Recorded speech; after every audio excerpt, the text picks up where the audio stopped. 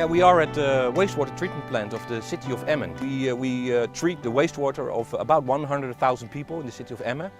We use pretty normal techniques, but what we did besides the wastewater treatment plant is build a new factory, and there we make ultra pure water for industrial use. So from wastewater we create pure water for industrial purposes. And we are basically recycling wastewater. And that for the Netherlands is quite unique because we have had too much water for a long time, but water scarcity is now also a problem in the Netherlands. So we have to find ways to reuse wastewater more and more. We were looking for water for our commercial client, 8,000 cubic meters a day, so a lot of water. And the advantage of sewage water is that it's never frozen. Temperature is always at least 5 degrees centigrade. And well, we use here also biological techniques, and then it's very useful when you have a higher temperature in the winter. We are in this factory, we are providing a number of industrial clients that if we would not provide them with pure wastewater or recycled wastewater, then they would use the water from the waters, from the groundwater or drinking water, which we need for domestic purposes. So this is actually a very smart way of using water in a smart way. It's a number of techniques, and some of these techniques actually are very promising also because they are, as it seems, are taking micro pollutants and medicine pollutants from the wastewater, and that's also very new for us, and we are investigating currently how that is happening in this factory.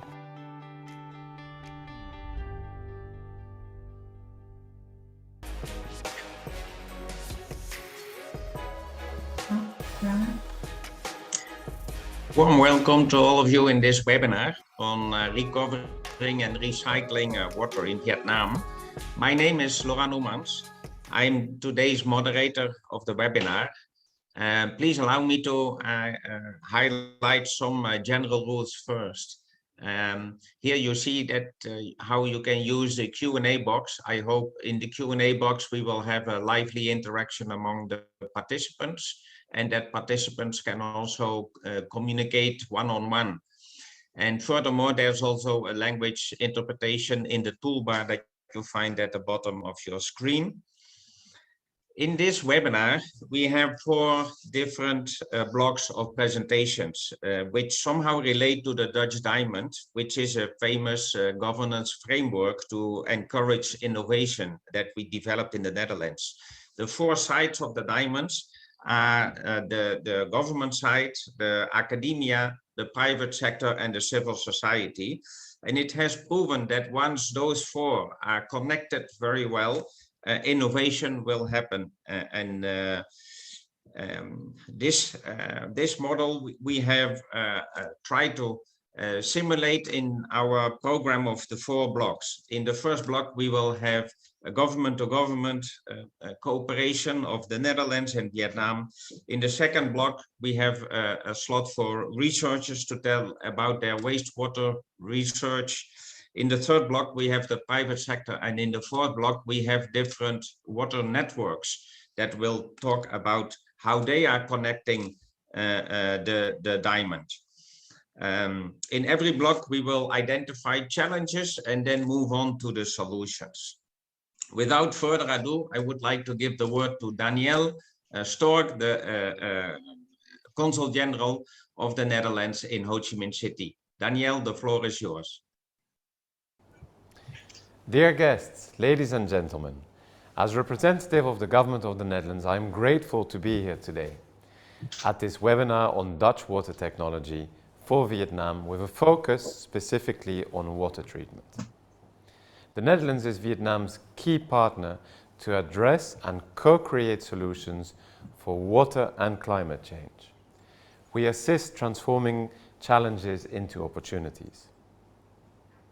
Sound water management is about quantities and qualities, not too much, not too little, not too dirty or salty. To achieve this in times of climate change, we inspire Vietnamese stakeholders with the Dutch integrated and adaptive approach as well as with innovative technologies for the circular economy. Dutch companies and investors are looking for opportunities to provide the solutions to Vietnam and to make a profitable business case at the same time so that the relations will be sustained over time. The Dutch companies have a solid reputation and take responsible business conduct serious. Our webinar will highlight the societal water challenge in Vietnam in order to provide information on the available solutions. We will start with an update on Dutch initiatives on the agro-water-climate nexus in the Mekong Delta. Despite the water challenges, we will show you how solutions are realized with development cooperation. 4 projects to tackle water challenges are presented. With the contribution of researchers, we will present the challenges of wastewater management in industrial zones. We are very happy to invite representatives from Vietnam Textile and Apparel Association to talk about the particularities of the textile industry and the ways they would like to improve their water treatment. From there, we give 5 Dutch companies the floor to present technological solutions for these challenges. The companies indicate how their product could address water challenges in Vietnam and what they need to expand their work in Vietnam. These companies cannot work alone without cooperations. Therefore, the water networks are established to help addressing societal challenges. These networks can mobilize expertise and make connections that will unlock several potential partnerships and businesses. Last but not least, we are happy to reserve the time for companies in the audience to connect with other businesses that are participating in today's webinar. At this webinar, I hope that all of you will have a chance to learn, discuss, and exchange knowledge about the issues and challenges that are present in today's water sector, as well as connect with each other. I hope this webinar succeeds in creating partnerships that contribute with solutions to the urgent water challenge we are all facing. Enjoy your time. Thank you. Thank you very much, Daniel. Make all these connections that Daniel is also highlighting among companies, but also across companies, academic world and government. We would like to invite you to participate in the poll that we have developed. And this you can find also at the bottom of your screen in the taskbar, and maybe you have to press the 3 dots that you find there to find more options. But in the poll, you can leave your email address. You can mention the interest that you have in this webinar. What is your main interest? What do you have on offer, or what demand do you have, so that we can connect demand and supply? Please go to the poll during the course of this webinar and find out, leave your message there, and be open to be connected to others in the poll. In the meantime, I will start to introduce the government collaboration between Vietnam and the Netherlands. In this block, we will give you 4 examples of the initiatives that we have developed together, the embassy and the Consulate General. As Daniel mentioned, all these developments are based on water challenges that we are facing. And these challenges, they are related to salinity intrusion and drought in the Mekong Delta, but also surface water pollution all over Vietnam, and water governance that need to be addressed. And there are challenges that are not only limitations, but then they are also opportunities. Opportunities for business. Please, Peter, can you mute your telephone, your mic?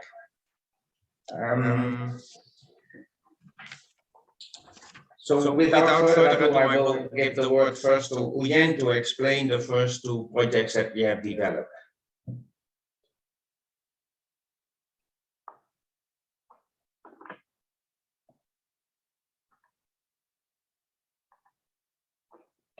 Thank you, Laurent.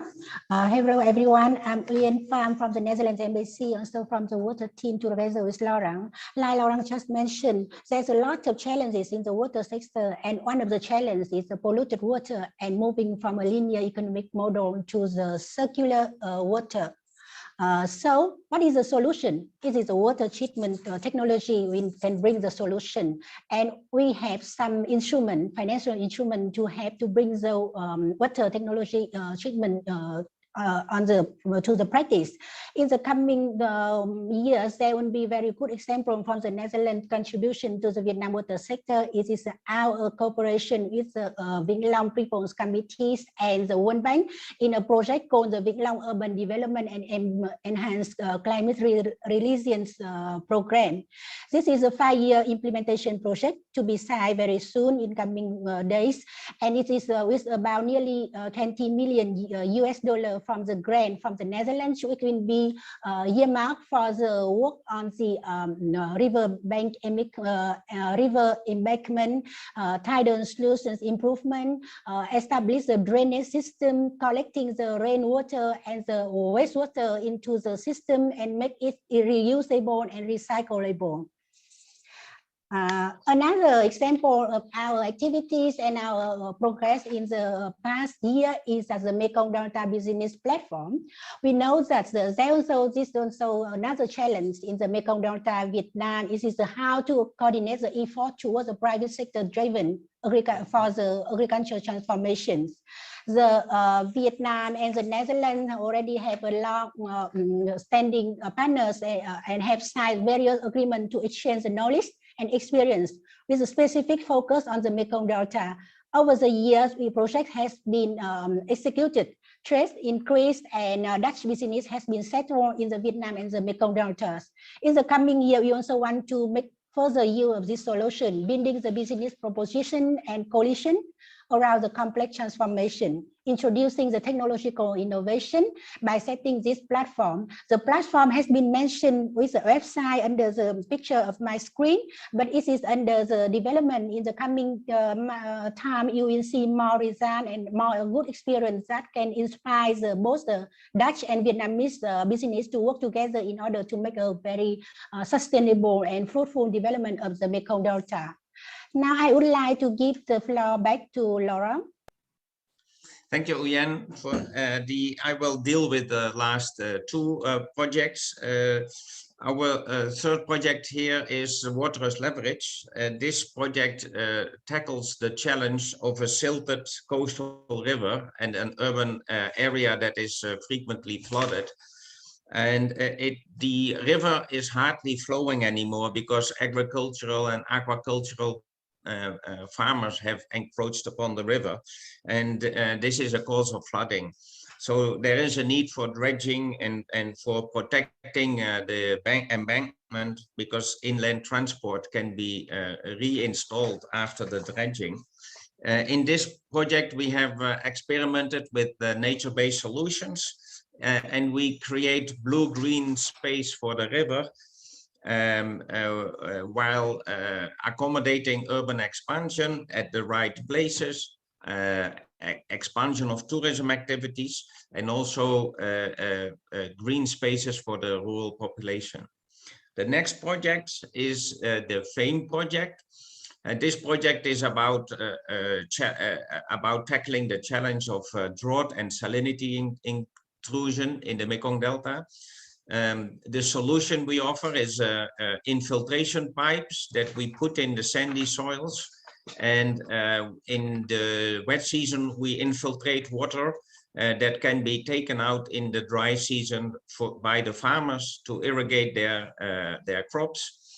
In this way we contribute to storage and recovery of water, and we create a circular loop of water. Now, these are 4 examples of the government-to-government cooperation that the Netherlands has been doing, and the type of challenges that we have been tackled. And now in the next block, we will continue with some research contributions by the academics. In the meantime, I would also like to ask you again attention for the poll. At the bottom of your screen, you can find a poll. You can leave there your email address and mention what you would like to get out of this webinar or what you would like to bring in this webinar. You can also use the Q&A for that. Now, without further ado, I would like to ask the first presenter of the academic part of this webinar to present his research on wastewater treatment in industrial zones in Vietnam. Huub Reinaerts, the floor is yours. Thank you very much, Mr. Chairman, Laurent, for having this opportunity. You are muted, Huub. I'm not muted. Am I still muted? No, you're good. I'm good. Okay. I will try to share my screen. I'm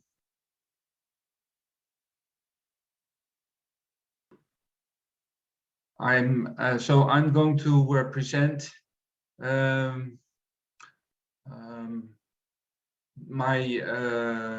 presentation on technologies and approaches for sustainable water provision.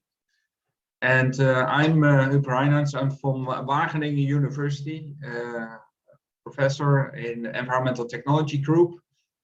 And I'm also coordinating three large programs. One of them is Entire. That's the project that is done in Vietnam together with Van Lang University. But I'm also coordinator of Water Nexus and Aqua Connect. In total, more than 10 million euros of research together with about 50 companies and partners. Let's go to the background. The Netherlands is a country you see is also under threat of climate change and sea level rise and salinization of our coastal areas. At the same time, in Europe, we are also confronted with seasonal droughts more and more due to climate change.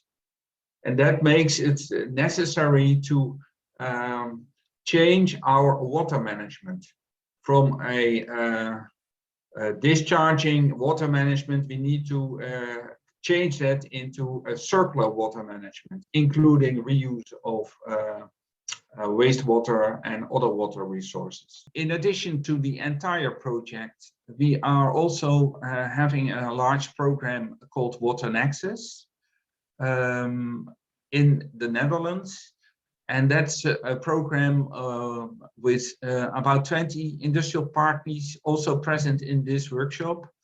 And in this Water Nexus program, we develop technology treatment trains to make wastewater treatment plant effluents, harvested rainwater and brackish water reusable. And in addition to that, we develop smart water grids, program software to connect alternative water supply to the demand. And with Water Nexus, we collaborated with Entire on these technologies. And some of these technologies have been demonstrated in the Netherlands and will be shared and are shared with Vietnam. In Entire, we also developed a decision support tool for circular water and governance instruments for circular water. Next slide, please. So here you see an overview of the entire project. We have three parts: the technological innovations, governance, analysis and innovation, and the decision support tool. And Minh Le Trong will present the technology innovations in the next presentation. Please, next slide. In the process of the program we have been running from 2015 until this year, we had a lot of interactions with stakeholders, especially the industrial zone managers in Ho Chi Minh City and surroundings of Ho Chi Minh City. including industrial zone management organizations, but also authorities and water companies and technology providers. Next slide, please. And with the decision support model, we have a connection. So that's work package 3. We have a connection to the technology input, and we have also an input from the governmental and institutional innovation part. Next slide, please. And we applied this decision support model to Tan Tuan export processing zone. And from that, we had a hierarchy in alternative water sources to be used.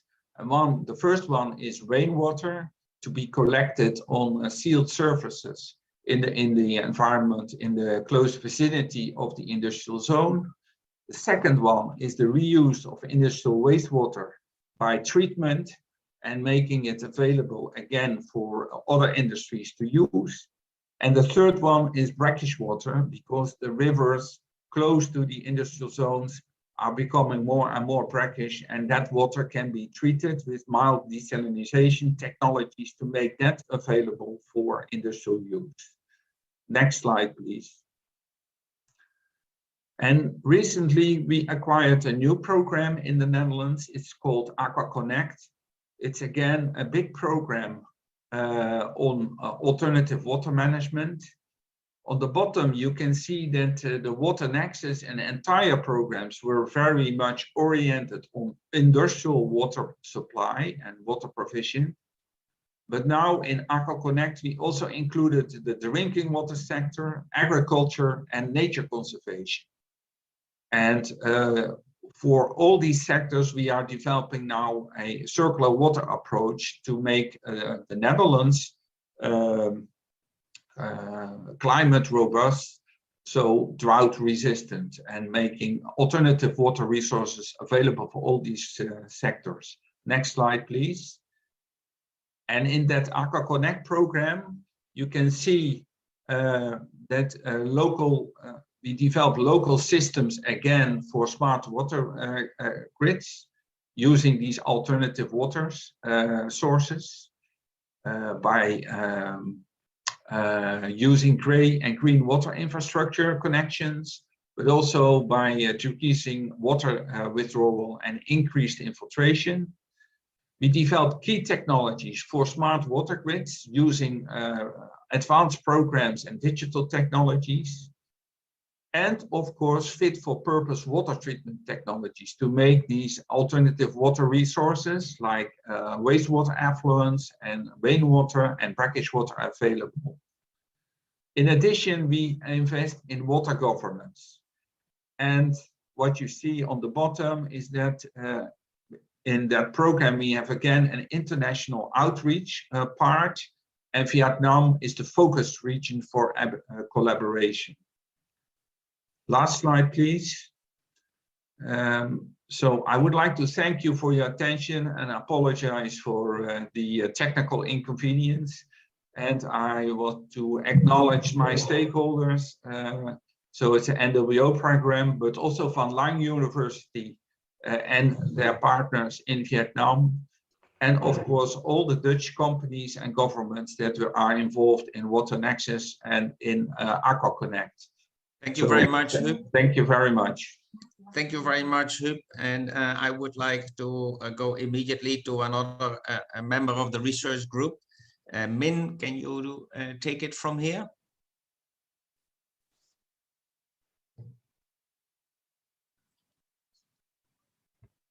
Hello, can you see my screen now?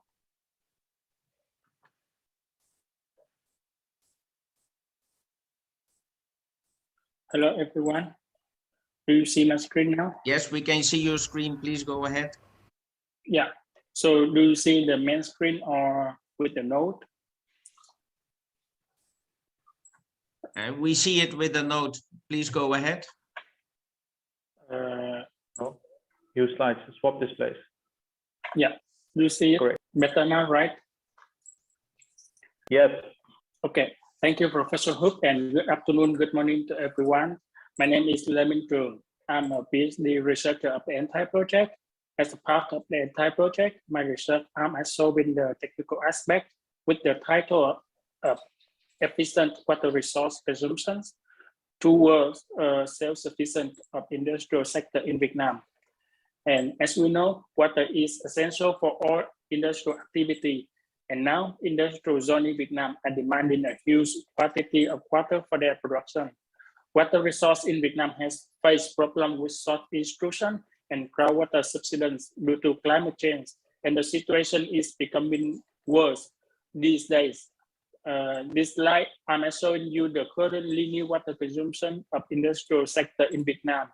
And our reverse survey revealed that water consumption at industrial companies are inefficient since they are using fresh water only for all activities without or very limited water recycle and reuse. Or wastewater generated from the industrial processing are sent to the central wastewater treatment plant to treat before it meets the national regulation standard. Although the quantity of treated effluent is significant, treated effluent cannot be reused since they still contain some heavy metals, nutrients, and salt. And to close the industrial water circle, our work package proposed the industrial harvest approach, which is this is a hierarchy of strategies. For example, we have demand minimization, multi-sourcing, cascading, recycle, and reuse. And the innovation of the industrial harvest approach is that it provides industrial zones method to minimize freshwater input, direct reuse when possible, and upgrading and reuse when needed. With the aim at supporting the industrial companies in minimizing freshwater input, we propose the use of data envelopment analysis, and we call DEA. And DEA measure individual companies' water use efficiency by benchmarking. And this is a free tool and can be used easily by different users. For example, industrial zone infrastructure companies, governmental agencies, and it enables different companies to minimize their water intake. The second strategy, for the second strategy, multi-sourcing will not be in this study, and this is a part of another researcher of the entire project. But water resource to be used in multi-sourcing strategies can be rainwater, saltwater, and even upgraded industrial effluent. From various stakeholder workshops, we found that all industrial zones that prefer multi-sourcing as an alternative water resource, but the problem is lack of space and infrastructure to store harvested water, and also how to efficiently utilize the existing land use of the industrial zone. And lastly, multi-sourcing is more suitable for planning new industrial zone rather than existing industrial zone with fixed infrastructure. To minimize wastewater output, industrial harvest approach propose cascading strategy. This is direct reuse of water to another process with low quality demand. And in the left picture, this is the cascaded water network with different scenarios and contextualized to the existing infrastructure of our case study in Vietnam. In the middle picture, the first column shows the water demand and the total cost without cascading, and the rest column shows the demand, water demands, and the cost with cascaded at different scenarios. And based on the study, we found that the balance between investment of new infrastructure and the benefit of reduced water and reduced cost. That is the more treatment, the more cost, but the acceptance is greater. Since treated effluent of all industrial zones must meet the national regulation standard, that's why our study used wetland at the real treatment to remove organic matter, heavy metal, and nutrients, and followed by ion exchange. And we found that the treated effluent can be reused for all industrial activity. And this is the main result from my study. And we hope that our study can contribute to an eco-industrial park in Vietnam. Thank you. Thank you very much, Mr. Chuang. And I would like to ask Mr. Tung to follow up on this. Mr. Tung, the floor is yours.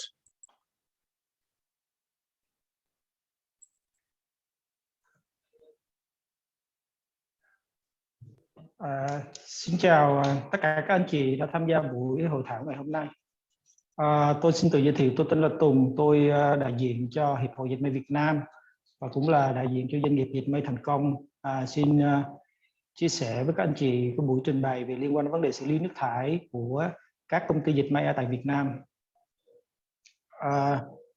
Có 3 cái vấn đề chính mà tôi xin trình bày ngày hôm nay. Thứ nhất đó là về vấn đề tại Việt Nam hiện tại thì để tìm kiếm được một cái khu mà chúng ta đặt cái nhà máy dồn và cái hệ thống xử lý nước thải thì nó không thực sự là đơn giản.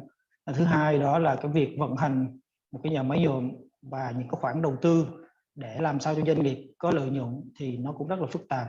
Và cái thứ ba đó là những cái yêu cầu mới liên tục của các nhãn hàng cũng như là của các cái nhà mua hàng ở trên thế giới đối với lại hàng dệt may ở tại Việt Nam.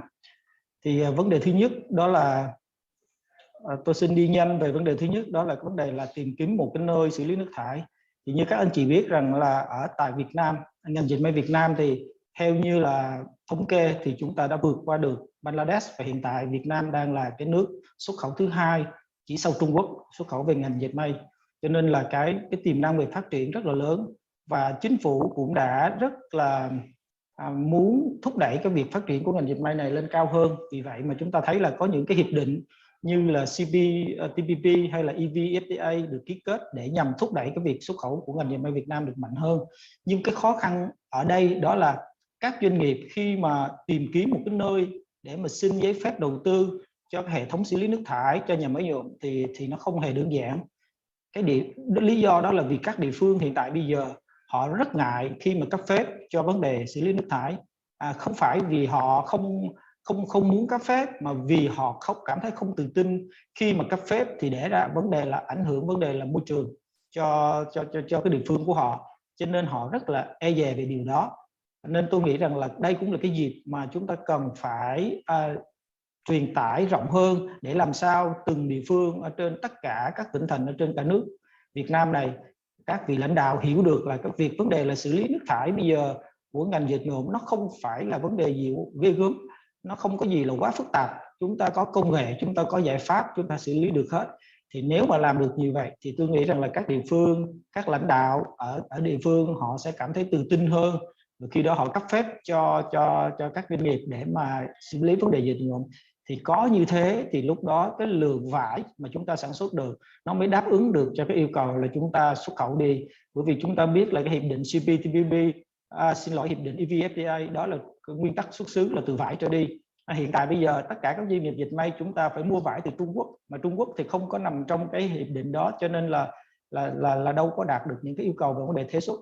Thì đó là cái khó khăn cho các ngành dệt may Việt Nam khi mà chúng ta tìm kiếm được một cái nơi để mà xử lý nước thải. Cái thứ hai nữa đó là cái vấn đề về vấn đề chi phí vận hành và các khoản đầu tư. Thì các anh chị biết rằng là hầu hết ở Việt Nam, đặc biệt là các doanh nghiệp trong nước thì rất ít những doanh nghiệp nào mà đầu tư một cái hệ thống nhà máy dồn và xử lý nước thải với quy mô lớn, không như là các doanh nghiệp FDI. Lý do là bởi vì là để tìm kiếm được lợi nhuận ở cái lĩnh vực này không hề là đơn giản. Thì chi phí vận hành một cái nhà máy dồn rất là cao nếu như chúng ta tuân thủ hết tất cả các yêu cầu, chưa nói về vấn đề là nhân lực, tìm được những con người để mà quản lý được cái nhà máy. Thứ hai nữa là đầu tư cái công nghệ thì cũng rất là cao và chi phí rất là lớn, cho nên là các doanh nghiệp ở trong nước họ rất là ngại khi mà đầu tư. Và đó cũng là cái điều mà làm cho vấn đề là Việt Nam chúng ta thiếu hụt cái lượng vải mà chúng ta phải đi nhập từ các nước rất nhiều. Tôi lấy điển hình như là ví dụ như ở dệt may thành công, chúng tôi dự kiến là khoảng trong vòng 2 năm nữa chúng tôi sẽ đầu tư một cái nhà máy nhuộm ở miền Tây, ở tỉnh Vĩnh Long. Thì cái chi phí dự kiến cho một cái nhà máy khoảng 5.000 mét khối xử lý nước thải 5.000 mét khối ngày đêm thì nó cũng đã là vài chục triệu đô. Thì với vài chục triệu đô tức là vài trăm tỷ thì đối với là doanh nghiệp trong nước là một vấn đề lớn. Thì đó cũng là cái mà doanh nghiệp rất là đang trăn trở. Cho nên nếu như chúng ta có những cái giải pháp, có những nhà tư vấn quốc tế, những nhà tư vấn trong nước, có những cái giải pháp, những cái công nghệ mà hỗ trợ cho doanh nghiệp, song hành cùng với doanh nghiệp để mà doanh nghiệp có thể là mạnh dạn hơn trong cái khâu đầu tư để làm sao mà cái bài toán hiệu quả nhất. Tại vì là đối với một doanh nghiệp thì là cuối cùng vẫn là cái con số lợi nhuận. Tại vì phải có lợi nhuận, đầu tiên là phải lợi nhuận để duy trì được thì lúc đó người ta mới tái đầu tư để mà là liên quan đến vấn đề là phát triển bền vững. Chứ còn bây giờ nếu mà vận hành một doanh nghiệp mà không có lợi nhuận thì lấy tiền đâu để mà tái đầu tư hay là để làm những cái việc khác. Cho nên đối với doanh nghiệp thì cái bài toán lợi nhuận nó rất là quan trọng, mà muốn lợi nhuận thì chúng ta phải đầu tư với một công nghệ như thế nào ra làm sao thì rất cần các cái nhà tư vấn, nhà công nghệ cũng như là các cái giải pháp. Nhân cái buổi hội thảo này thì cũng mong là các anh hỗ trợ thêm. Tôi đại diện cho ngành dệt may Việt Nam, cho Hiệp hội Dệt may Việt Nam cũng mong là các anh chị hỗ trợ thêm cho các doanh nghiệp mà có mong muốn họ muốn đầu tư một cái nhà máy nhuộm hay một cái xử lý nước thải với một cái giải pháp an toàn và nó hiệu quả hơn thì nó sẽ giúp cho các doanh nghiệp họ mạnh dạn hơn. Cái vấn đề thứ ba nữa đó là vấn đề là chúng ta biết rằng là bây giờ thì chúng ta nói rất nhiều về vấn đề là phát triển bền vững ESG, và ngành dệt may Việt Nam cũng vậy, bị áp lực rất nhiều từ các khách hàng, đặc biệt là các khách hàng đến từ châu Âu. Yêu cầu cái tiêu chí về môi trường nó rất là cao, mặc dù là các doanh nghiệp xử lý nước thải ở tại Việt Nam đáp ứng được hết tất cả các yêu cầu theo quy định của tại sở tại, tức là tại Việt Nam, về các cái quy định của Bộ Tài nguyên Môi trường, của luật môi trường, chúng tôi đều đáp ứng được hết, nhưng mà vẫn chưa đủ so với lại những yêu cầu từ các khách hàng ở châu Âu. Họ yêu cầu những cái điều kiện nó còn khắt khe hơn. Vì vậy mà các doanh nghiệp Việt Nam muốn có được đơn hàng thì buộc là phải tuân thủ và làm theo đúng những các yêu cầu của các khách hàng từ thế giới, ví dụ như Mỹ hay châu Âu hay Nhật Bản, Hàn Quốc, đó là các quốc gia mà ngành dệt may Việt Nam xuất khẩu lớn ra đó. Thì tôi nghĩ rằng là đây cũng là những cái tất nhiên là các doanh nghiệp họ hiểu được chuyện đó, các doanh nghiệp sẵn sàng đầu tư để mà làm sao đáp ứng được yêu cầu. Nhưng trở lại cái bài toán đó là cái bài toán về vấn đề hiệu quả, thì đó cũng là cái mà các doanh nghiệp rất là khó. Vì vậy mà tôi nghĩ là thông qua buổi hội thảo này thì tôi có thể là đề xuất các cái ý kiến, kiến nghị các ý kiến để là mong là các tổ chức trong nước cũng như là quốc tế có thể là tư vấn về công nghệ, về giải pháp để mà giúp cho các doanh nghiệp đầu tư một cách có hiệu quả. Và thứ hai nữa là các tổ chức về tài chính có thể là đồng hành cùng với doanh nghiệp để làm sao các doanh nghiệp Việt Nam dệt may được xanh hóa, tức là họ có những cái nguồn vay vốn nó ưu đãi để mà để cùng nhau mà đầu tư cho cái dự án về xanh sạch, về vấn đề về môi trường, về vấn đề xử lý nước thải.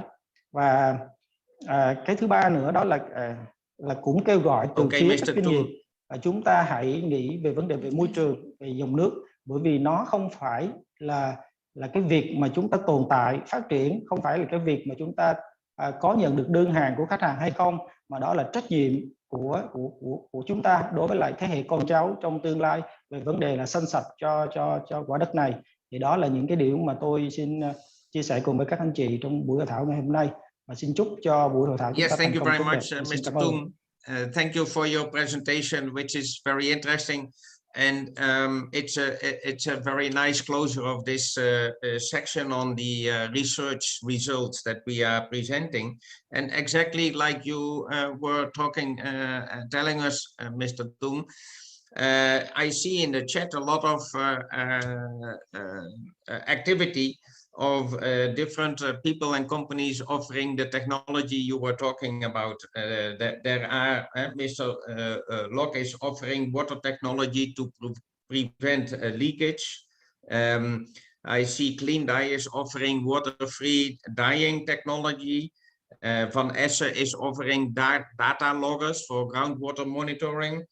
Then Mr. Perdana is offering technology for the food beverage industries. But there's also financial offerings in the sense that you know, some are interested in investors like Nguyen Dinh Dai and some of them are offering investments like Ngoc Sivo and Juan from Halcom. They are investors that are also interested in the water section. So I think there is a lot of activity in the chat and also in the poll. You can fill in the poll if you go at the bottom of your taskbar, and you can leave there your data for follow-up connections. But also in the Q&A, please, if you see something that is interesting for you, you can also connect bilaterally through the chat directly to a person. Now, without further ado, I would like to shift from the research side of the Dutch Diamond to the private sector side. And I would like to give the floor to 5 companies to present the challenges that they are trying to tackle and the solutions that they have on offer. I will start with Veen & Bos. Mr. Chuang Tan, the floor is yours. Yes, thank Mr. Lawrence.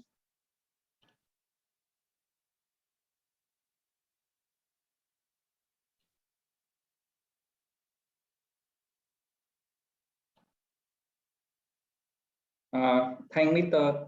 Tong for useful information. Good morning and good afternoon, everyone. My name is Tang from Veen & Bos, an engineering consultant company. In this presentation, I would like to share the current practice of control and monitoring system in wastewater treatment plant and how to optimize to self-operational costs. Firstly, look at the diagram. You can see the effluent of this wastewater treatment plant is unstable. The ammonia in the effluent is sometimes meet discharge requirement, but sometimes not. The aeration control cannot keep the oxygen and ammonia level smoothly with various loading conditions. Many wastewater treatment plants in Vietnam have not optimal control monitoring system.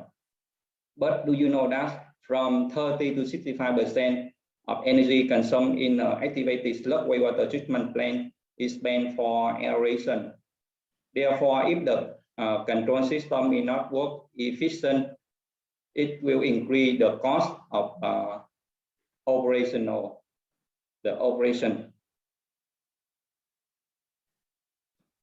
One of the solutions for this challenge named Advanced Process Control.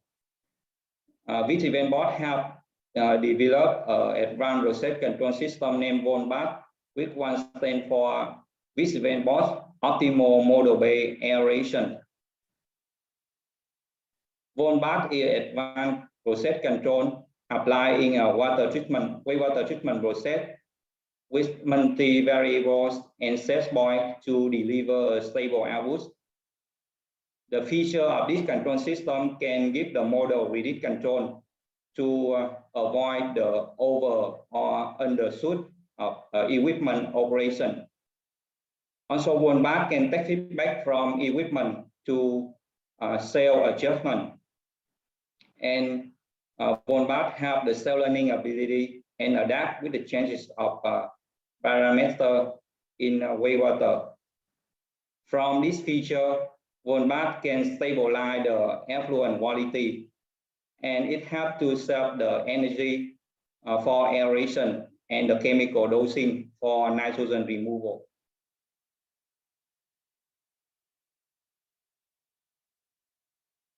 In this slide, you can see the benefits of VONBAT applied in the full-scale wastewater treatment plant.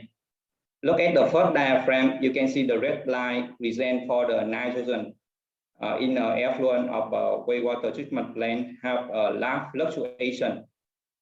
In the second diagram, you can see the nitrogen in a wastewater treatment plant applied VONBAT system is more stable and keep under 5 ppm. And is similar compare two oxygen into wastewater treatment plant, you can see the wastewater treatment plant applied one bath have oxygen in the system more stable, which can save from 5 to 25% of energy spent for aeration. And also it can help to reduce sludge weight from 5 to 10% and reduce the chemical dosing from 5 to 30%. Which one is not only save the money but also friendly to environments.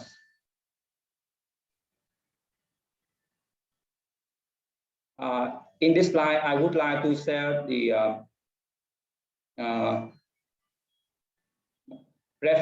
two reference case in a two wastewater treatment plant.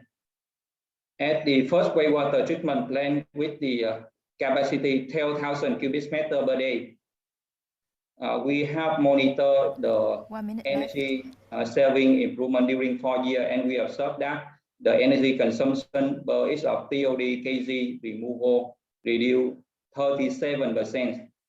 And also the effluent quality is better with the nitrogen removal efficiency increased from 85 to 93%.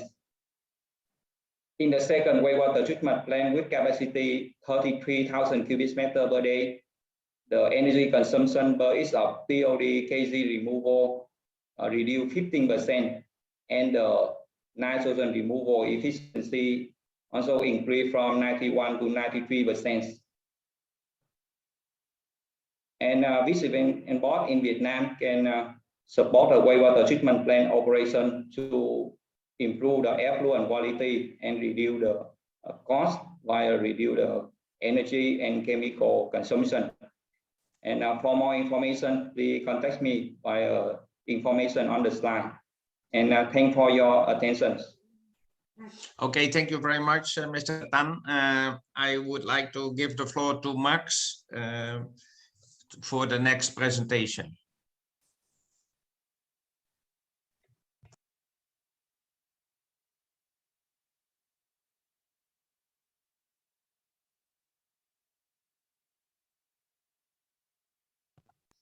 Good morning to all of you. My name is Max Rademacher from Opscape. At Opscape, we consider it our mission to make real-time environmental observations available to anyone who needs them. It will be clear to you that the availability of observation data is key to increase the resilience of our cities, of our water systems, of our coastlines.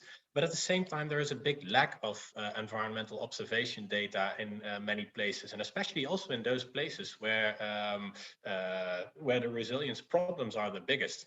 And the key explanation for this lack of data is, in fact, the cost price of conventional monitoring equipment. It is very expensive, and therefore it's difficult to install enough equipment to get the data you would like to have. Therefore, at Opscape, we have set out on a mission to develop a product range that is fulfilling the following product philosophy. First and foremost, we need the monitoring equipment to be affordable, so that it can be afforded by anyone who needs to collect data. Then also we have designed our products to be easy to install, operate, and maintain, which keeps the total cost of ownership at a low level. The data should be real-time available, which is why we have equipped all our equipment with a 4G cellular modem as well as a satellite modem. Then the data are being sent in real time to the Opscape data portal, which is also made available free of charge to all our customers. And then finally, theft proofing the equipment is also important, because theft and vandalism are two very real challenges that you have to deal with when doing field measurements. And we have designed our equipment in such a way that it is very, very theft proof and not very prone to being stolen or to being vandalized, which helps a lot in actually collecting the measurements over a long period of time. Brings me to our product range. On the left-hand side of the slide, you see our buoy-based products, being the wave measurement buoy, a very affordable buoy that measures wave conditions at sea. a water quality buoy, and then on the right-hand side, you see for other instruments the water level gauge, a radar-based water level gauge that can be mounted above the water level and then probes downwards to monitor the water level. A time-lapse camera for very generic visual monitoring purposes, a rain gauge for measuring rainfall, and a weather station to measure wind, rainfall, temperature, pressure, humidity, and those kind of things.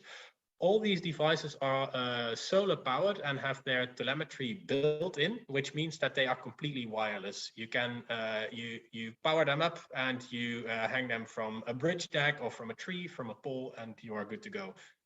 So installation is very, very easy with this equipment. These are 4 snapshots of the Obscape data portal to show you different kind of data that are being sent by our devices. We see water level data in the bottom left, rainfall data in the bottom right, and you also see time-lapse camera imagery. All of these snapshots are taken from a large project that we are running for the Durban municipality in South Africa. But Obscape devices have been applied successfully on all continents already. Then finally, I would like to mention the application areas of this equipment. I'll focus on the 2 that I consider most relevant for the Vietnam case. One is water management, monitoring rainfall, water levels to monitor the water flows inside a river's catchment area, for example, to monitor potential flooding events, and eventually also, of course, to help preventing such flooding events. With our wave measurement buoy and the time-lapse camera, they are commonly used to monitor beach erosion, which is also, I believe, a very real problem in Vietnam. To understand the problem of beach erosion and to develop good solutions to fight it, wave data are a very important resource to have, and the Obscape wave buoy can help with that. Now, this was only a presentation. If you are interested, please reach out to me. My contact details are on the slide, or have a look at our website, obscape.com. Thank you very much for your attention. Thank you, Max, for your presentation. Thank you very much. And I would like to ask the presenters to be a bit shorter and more concise in their pitch, since we are running a little bit late. But the next presenter is from Royal Haskoning DHB. Roger, the floor is yours. Thank you. All right. So can I share my screen? How do I share my screen? All right. Just give me a minute. Oops, can't see my forms. Is there a reason why I can't see my PowerPoint? Okay, so guys, sorry for that. Do you see my screen? All right, good morning, good afternoon. My name is Roger Pong. I represent Royal Haskoning DHB. So without further ado, let me carry on. So I would like to talk to you about Nereda. It's a product under Royal Haskoning DHB. Nereda process is a secondary treatment process based on aerobic granular sludge. So what is aerobic granular sludge? The difference between aerobic granular sludge and activated sludge is you could see from the from the slides. So this is what you will normally see in is filamentous type. This is the basic principle for SPR cast, but whereby aerobic granular sludge exists in granular form. So it doesn't, unlike MBBR, unlike the biological aerator filters, it does not have any supporting media. It's naturally biofilm. So the benefit of it is a much higher settability, higher biomass retention, and it has simultaneous nitrification, denitrification, and a high tolerance to variation in load. This is an example. So the outer layer, due to the form itself, the outer layer can perform BOD removal, nitrification, and the inner layer can perform denitrification, total nitrogen removal, and the internal layer, which is anaerobic, can perform bio-P removal. And Nereda process exists in cyclical mode. So what are the key features aerobic granular starch or Nereda process compared to others. In terms of footprint, if you were to use conventional activated starch as a benchmark, it's only 1/4 of the size required in terms of footprint. It has similar footprint compared to MBBR and MBR. But what makes Nereda shine the most is in terms of operating costs. If you look at other process using conventional activated starch as a benchmark, MBR and MBBR, although they are small in footprint, but the sacrifice in terms of operating costs, power costs, chemical costs, and media replacement costs, whereby Nereda actually is significantly lower compared to conventional activated starch. So these are the key features: raw footprint, improved effluent quality, low OPEX, low CAPEX, and not only that, the plant is operated using software-based application, so highly resilient and highly automatic. And up to date, we have more than 93 references worldwide, starting from Sydney all the way to Rio de Janeiro. So I'm going to share with you some classic or case study that we have worldwide. This is Amersfoort in Netherlands. What is quite interesting is that at the same plant, there is a conventional activated starch and there's a Nereda plant. It's treating the same amount of capacity. You know, from Google Map, you can see that Nereda occupy only 25% or 1/4 of the land required. Since both plants is treating the same type of wastewater, so that's easy to benchmark. So what was the finding here is that in terms of energy usage, Nereda is only using 50% compared to the existing plant, and there is no chemical needed in terms of carbon source. There's no coagulant needed in terms of peat removal, unlike the existing AB process.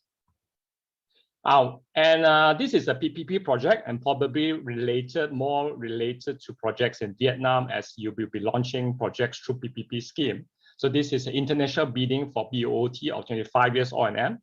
It's Jeddah Airport 2 in Saudi Arabia of 300,000 m3 per day. The plant is now being constructed to be completed mid of next year. So there are 5 bidders, all using different process, but the bidder of that consists of Veolia, secured a project using Nereda. So again, Nereda has proved to have the lowest life cycle cost versus other process for PPP project. This is a project a bit nearby in China. This is a plant located in industrial zone. There's a requirement to upgrade it to by additional 20,000 m3 per day, and it's treating a mixture of domestic waste. 1 minute left. And industrial wastewater. So the challenge is quite big. There's only a small piece of land, less than what is required for phase 1, phase 2, and Nereda can fit in with the same footprint, improved effluent quality, but lower OPEX per meter cube. This is a project in Hong Kong, which we are quite proud. This is a job ongoing. It's 100,000 m3 per day. Comparison between the bidders allowed to bid using MBBR and AGS. So to cut the story short, the project all bidders who are using AGS are ranked higher than MBBR. And the project is awarded to Paul White and CREC using Nereda as secondary treatment. So with that, I end my presentation. Nereda has been awarded or has been ranked by Global Water Intelligence last year as #1 Breakthrough Technology of the Year. And this is my email address. And my phone number is there. If you have any questions, any queries, do email me directly. Thanks. Thank you very much, Roger, for your interesting presentation on the new and innovative water treatment technology. Now I give the floor to Laurens Verberne. Hi, my name is Laurens Verberne. I'm the owner of Envelopment, a new technology from the Netherlands. Urban areas are increasingly faced with the formation of fat layers in sewage stations. This fat layer, which mainly consists of fats, oils, greases and wipes, also called fog, is costly and unsustainable to clean. The Rolopack solution prevents the formation of fat layers and which reduces the cleaning necessity of a sewage station. Reducing the cleaning necessity results in cost savings, improved sewer production and CO2 reductions. The conventional way of removing the fat layer in the sewage is via diesel-driven trucks that suck the fat layer out of the system. This wastewater is then transported to the incinerator. This is a CO2-intensive process. When maintenance is scheduled during a period of rainy weather, the lift station needs to manage the excess water, resulting in the maintenance stop to be rescheduled. This makes the planning and of maintenance often a time-consuming task. In addition, sewage pumping stations are often located in residential areas where maintenance can lead to inconvenience for local residents. Rolapak is a proven innovation that reduces the need for sewage cleaning by 90%. With increasing pressures on our infrastructure due to urbanization, a well-functioning sewage system is crucial. With the Rolapak, wastewater is no longer extracted via the low-lying suction nozzles, but also via an additional opening at the top of the station. This allows the wastewater, along with fog, to be removed. The proven technology reduces the accumulations of the fat layer, which reduces cleaning necessity by 90%. There are more advantages to the Rolapak application. If a biogas plant is present at the water treatment plant, the yield of biogas will increase as more wastewater with fog will be transported to the biogas plant. Another major benefit experienced in our pilot is that the pump productivity is higher with the Rolapak. All in all, these benefits guarantee that the Rolapak innovation is a short payback investment. The Rolapak can be installed in only one working day and is fully integrated in the operating system of a pumping station. For both dry and wet sewage stations, the Rolapak provides a solution. At the left are proven technology for dry pumping stations. At the right, you see the ones for submersible stations. In the next slide, I show you the working principle of the Rolapak. In the old situation, the wastewater is sucked away through the suction nozzles towards the wastewater treatment plant. Because the suction nozzles are placed at the bottom of the pump cellar, the floating grease layer at the top remains present. Over time, this floating fat layer gets thicker, causing problems for the transporting pumps and could even lead to clogged pumps. This is the point at which maintenance stops should be rescheduled. By installing the Rolapak floating layer removal system, wastewater is no longer only extracted via the low-lying suction nozzles, but also via an additional opening at the top of the cellar. The modular Rolapak consists of new suction nozzles with a connection to the central discharge pipe. A custom-made basket is placed on top of the central discharge pipe through which the wastewater with floating dirt can be sucked away. The basket and central tube are split via a specially modified pneumatic valve. This valve is linked to the central control and signaling system of the sewage station. The whole system is made of high-quality stainless steel. The central pipe is equipped with flushing water connection so that any grease left behind in the pipe is flushed through. In summary, significant savings are made on the management cost and then mainly focused on cleaning cost of the sewage pumping station. The solution contributes to your sustainability label. The removal of oils, fats, and greases can be done by fewer vehicle movements and therefore lower CO2 emissions. Because more fats are transported to a wastewater treatment plant, which can be equipped with a biogas plant, the production of biogas is higher.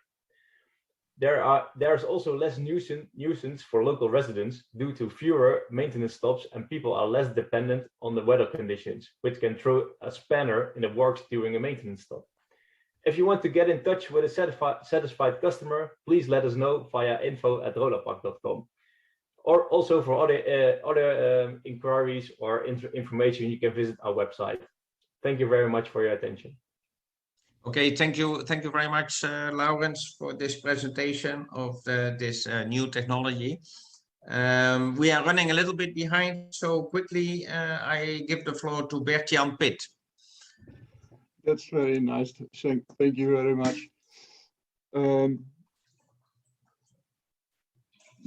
I will be as quick as possible.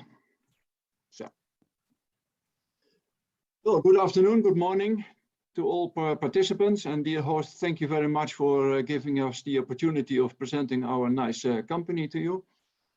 I have made a small presentation, starting with my name, of course. My name is Bert-Jan Pitt. I represent the company Bloemcon International based in the Netherlands. And what do? We produce small-scale physical wastewater treatment units with a focus on communities and villages around the world. So more in the rural area, not a clear focus on cities. From a circular water economy, it would be nice if we do not allow ourselves to discharge any wastewater without treatment. It would be even nicer if we had the opportunity of reusing the wastewater. But for reusing wastewater, it's demanded more or less that you have a stable effluent water quality. And of course, you need local government who allows you to use treated wastewater in agriculture, for example. Did you know that currently only 40% of regional wastewater is being treated? That's a very low percentage. We know around the world that there's much focus on big cities, like Royal Haskoning presented already. And there's also a clear focus on, but our focus is on the rural area. And only 14% of regional wastewater is being treated. So we are not even talking about the reuse of water. On the map on the left low side, you can see how darker the color is, how bigger the difference is between the water supply and the reuse of the water. And in those places, you see a lot of small-scale biological treatment plants. And we all know that small-scale biological treatment plants are difficult to operate. They are vulnerable to temperature and fluctuations in water volume due to the use of bacteria.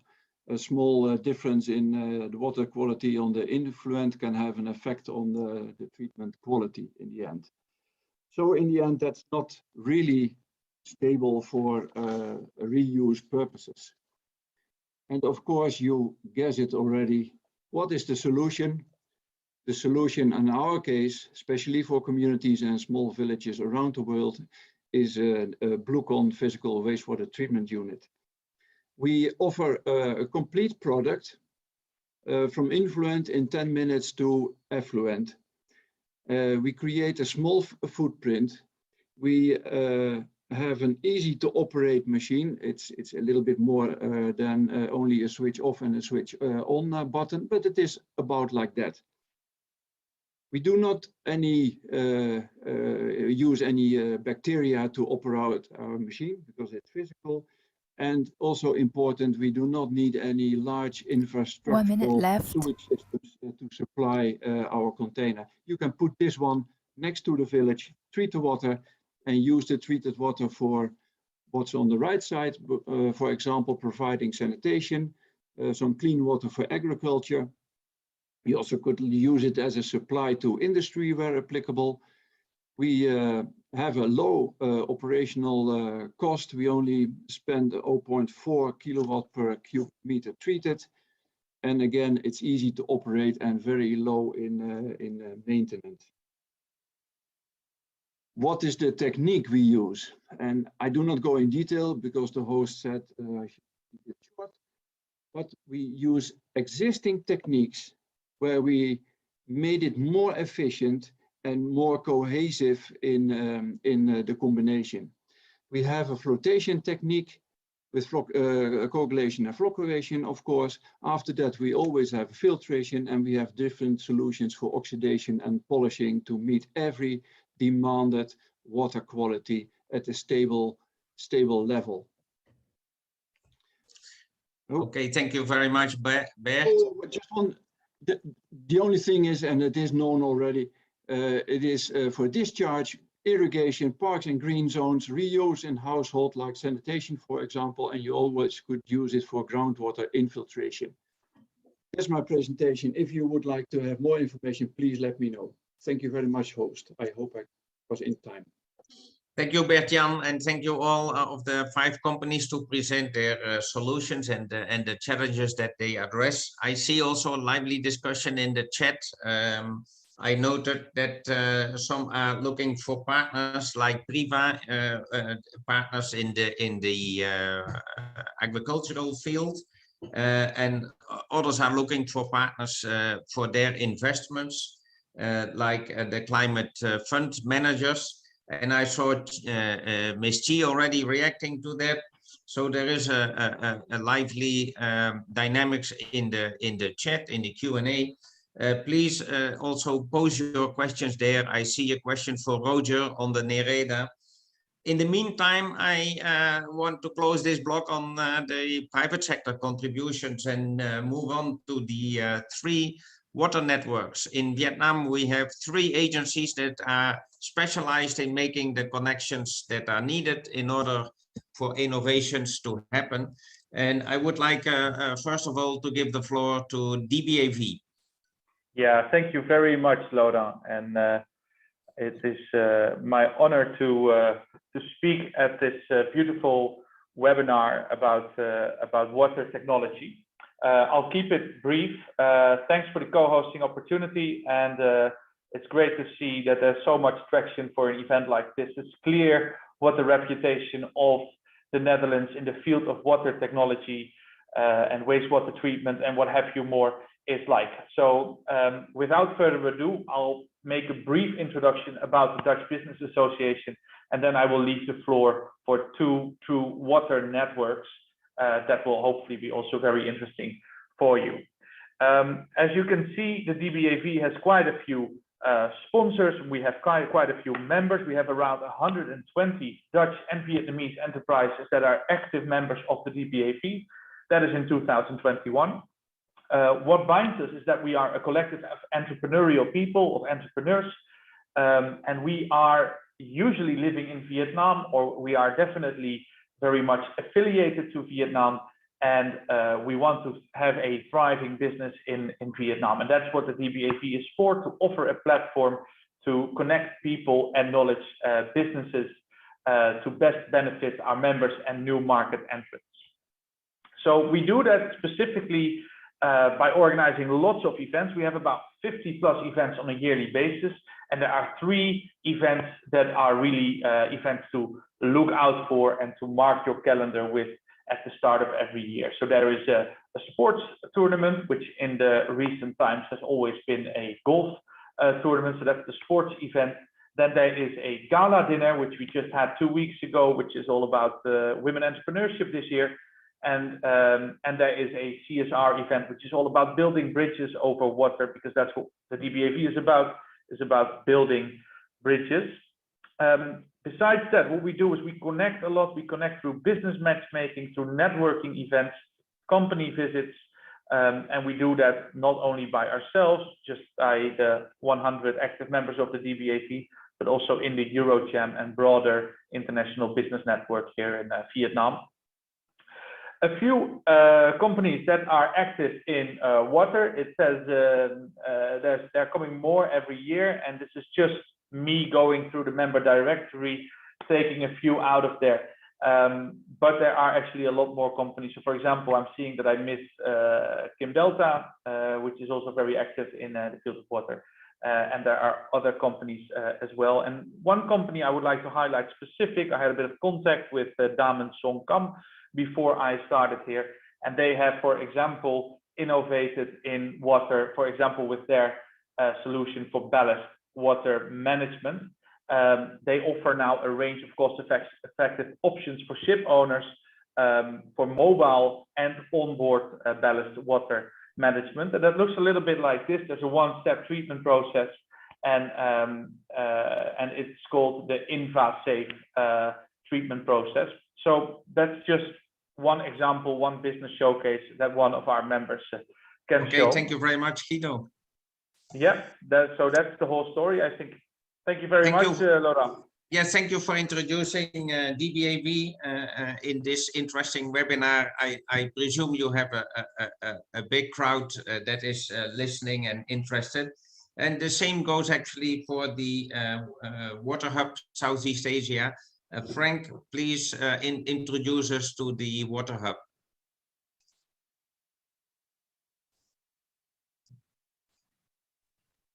Yes, good afternoon. I have a note here that I cannot start video because the host has stopped it, whatever that means. Okay, all right. So I understood that you will be showing my presentation. Thank you very much. So good afternoon, ladies and gentlemen. Greetings from Ho Chi Minh City in Vietnam. My name is Frank Pogade, and I am representing the Green Growth Sector Committee of the European Chamber of Commerce in Vietnam. I'm also the chairman of Water Solutions Southeast Asia, a consulting firm located in Saigon. We are managing the Water Hub Southeast Asia, a network of water companies and organizations in Vietnam. So why networking? Well, we believe that doing business in Vietnam is somewhat different, as you can see from this list. Apart from international development banks, there's very little international, transparent and public tendering, and the water sector is highly informal.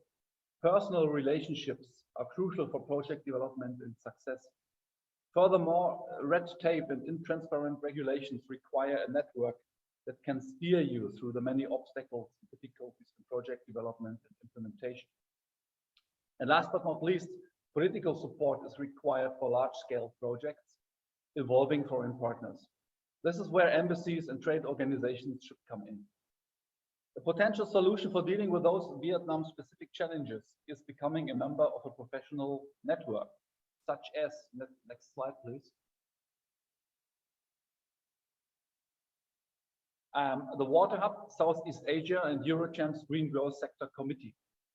The Water Hub is focusing more on practical support through fact-finding missions, support to project development, regular meetings of members, providing workspace in our office, preparation of tender documents, study tours, and much more. Please have a look here at the left column for more details. Eurochamp's Green Growth Sector Committee focuses more on advocacy work and political support, with offices in Saigon, Hanoi, and Da Nang. They are well connected with ministries and development banks. The Water Working Group is particularly looking into water-related issues in Vietnam and discusses them with national and international stakeholders. Both organizations are organizing and delivering conferences, seminars, and workshops, and both charge an annual membership fee. So in case you are interested in one of those networking organizations, please contact me. I'm in charge of both. Thank you very much for your attention. Thank you. Thank you very much, Frank, for this presentation. I would like to ask everyone who did not yet fill in the poll to go to the poll at the bottom of your screen. You can find the icon to fill in your data, and later on we can connect you. Furthermore, I also see an interesting question from David Liu in the chat box, asking for a solution regarding microplastics. Let's see whether we can mobilize these networks that we are presenting in this session to find someone who knows more about it. So the last network that I would like to introduce is the Water Agency. Gregor, the floor is yours. Many thanks, Laurent. Thanks to the Dutch Embassy and the Consulate General for giving us this opportunity. The Water Agency is a network orchestrator active across Asia. We run a network of water hubs through which we connect local and international companies and organizations. And through these hubs, we support them to work on critical water climate challenges. We have a core team of about 15 project consultants working from our hubs in Vietnam, Myanmar, Indonesia, China, and Australia. And in addition, we work with many local partners in the region. For example, in Vietnam, we're very happy to be working with Mekong Delta, a specialized agriculture training and consultancy company, mostly working in the Mekong Delta. We're not a traditional business matchmaking company. We believe that the complexity of water climate problems needs a fitting approach in which we make smart connections between education, capacity building, knowledge sharing, business development, and communications. So in most projects we do, we tend to work with a mix of clients and partners that working together in an integrated way can really design the right solution in which local ownership is always very important to us, as well as really seeing how solutions make a tangible difference for local communities. So giving you two quick examples, this is a community climate adaptation program we have initiated together with Mekong Environment Forum in Can Tho and Mekong Delta. As you can see in this program, we are setting the stage for quite a broad range of tech companies, educational institutes, local agencies to work together in jointly designing solutions. We think also for private companies, this is a great way of building the connections and demonstrating at a small scale the feasibility and commercial viability of their solutions. Another good example is using education as a powerful driver of innovation. We've been running young water leader programs in Asia for more than 10 years with support of ministers, mayors across Asia, working with private companies, educational institutes, government agencies. We're activating young people in driving innovation and connecting solutions with local problems. An interesting one that you may be keen on is the program we're launching next year with Asia Raincraft, actually together with UN Habitat, which is focusing on urban water climate problems, in which we use Minecraft as a serious game to drive innovation for addressing urban water problems. And we're very keen to invite innovative SMEs to join us for this program as we will launch it in cities across Asia, hopefully also in Vietnam. The kind of companies we work with, very broad, as you can see, SMEs, large corporates. This is just a mix of companies that we've worked with and for in the last 2 years, and of course very keen to connect with you as well. And our manager in Vietnam, Ms. Alice, you find her contact details here as well as mine. Yeah, again, happy to connect. Thanks, Laurent. Okay, thank you very much, Gregor. We are now entering the last block of this webinar, whereby we would like to invite people to open their mics and present what they have on offer, or how they connect to what they have heard or what they have read in the chat. And let's see, my first question is whether Perdana could open his mic and video to respond to the webinar so far.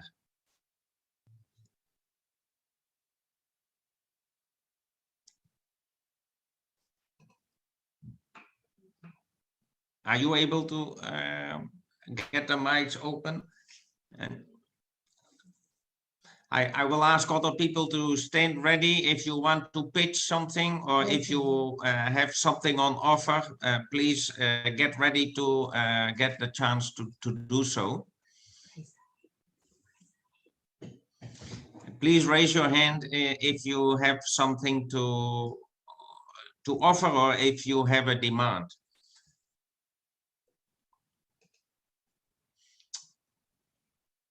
I see a raised hand by Max.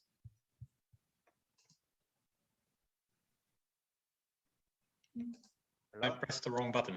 Apologies. Okay, I see Huan Nguyen. Can you please express your interest in a topic or in a product? Okay. Huan? Can you hear me? Yes, I can hear you. You know, maybe the camera is not up here, so I cannot see that. Maybe you don't need to see me, but anyways, my voice would like to bring some only one question. That I'm the chairman, founder of the company in Vietnam, Hanoi, Vietnam, named Hancom, that we are working in the field of water supply and sanitations. We also invest some water supply already in working in Wageningen and now in Quy Nhơn, and we start to think that to expand to the sanitation, I mean to the wastewater treatment. As you know, that the government of Vietnam, that now we encourage to treat the urban wastewaters, and we try to get the target that the 60-70% of the wastewaters will be treated in 2030. Okay. Okay, thank you, Juan, for your pitch. And those who are interested, please connect bilaterally. I would like to ask Thien Nguyen, who raised his hand, to unmute and give a small pitch of what you are looking for.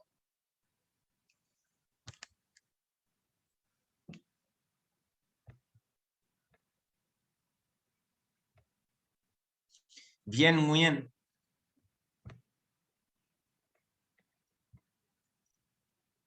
Anyone else?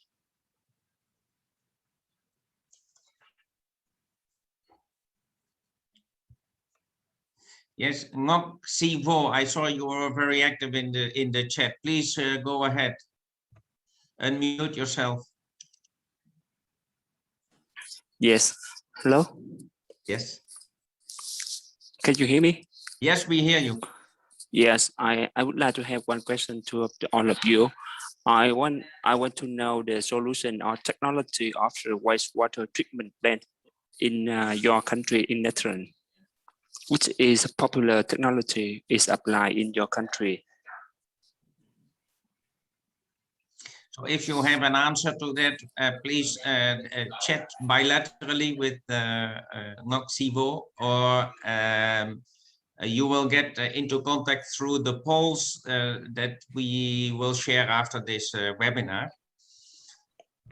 Thank you very much. Anyone else, any pressing opportunity that you would like to grab? This is Frank. May Yes, I go ahead. ask a question? As I said earlier, I am also head of the water working group in Eurochem, and we are presently preparing an issue paper on water in Vietnam, a position paper. This is going to be, I think, a very strong message towards the Vietnamese government. It's part of our advocacy work, and it's summarizing the most pressing issues in water in Vietnam these days. So if you are interested in involving yourself or raising your voice, or have a look at this paper, which is still under development, and also Laurent, I think for you that could be very interesting. Please get in touch. Again, this will be an official Eurochem paper directed to the Vietnamese government. Thank you very much. Okay, thank you very much. And now I would like to give the floor to Danielle Stork to make final remarks. Danielle, what did you think of the webinar? You are only recently in Vietnam. Please share your thoughts and your first observations.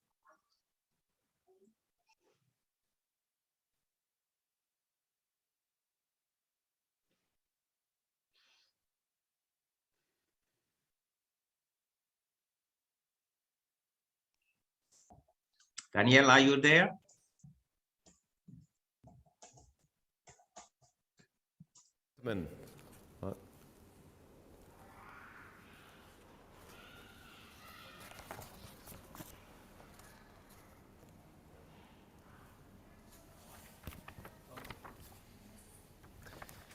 Ladies and gentlemen, I hope it was a very interesting wastewater management presentations which you heard today. I want to thank you all for your presence. It gave me, in any case, many valuable insights on the reality. I think what we notice is how important it is through these kinds of sessions to match the supply which we offer back in the Netherlands and the demand here in Vietnam. I think we've heard stories of the difficulty of wastewater management in industrial zones, the difficulty also sometimes to comply with government regulations, and especially in the framework of cost benefit. And we've heard about Dutch expertise and services, and I think these kinds of sessions serve for business matching between the Netherlands and Vietnam. And I hope in the Mekong Delta especially, we can do this matching. We as the Dutch consulate and as the embassy, we are present to help facilitate this. I think in the Netherlands there's a lot of innovative technology on offer. And I think just to come back to the beginning, talking about two water countries, which the Netherlands and Vietnam are, In the Netherlands, we've had to learn the hard way also. The modern approach from a few decades ago is not the modern approach of these days. And sometimes we also need to go back in time and think of how the natural way of doing things was maybe the better way. So on this note, and on this note of constantly learning, whether it be the Netherlands or whether it be Vietnam or all of us, I really hope we can continue exchanging, and I want to thank you all for being present with us today. Thank you very much. Thank you, Daniel, for your words. I would like to round up this webinar for the moment, reiterating that we have seen that there's a lot of offer. Technologies are on offer, capacity development, finance. Furthermore, it's also encouraging to see different crossovers between sectors, the water sector and the textile sector, or the water sector and agriculture. I would like to invite everybody to keep on chatting for the time being. We will share the presentations and the outcome of the chat to all of you. I would also like to thank all the participants and the interpreters who have worked on this, and special thanks to Eunice and Uyen who have organized this, and the DBAV. Thank you all very much. We will show a video for you to finalize this webinar and to continue linking each other and connecting during the chat. Please use also the personal interaction of the chat to further explore the matching of supply and demand. Thank you very much.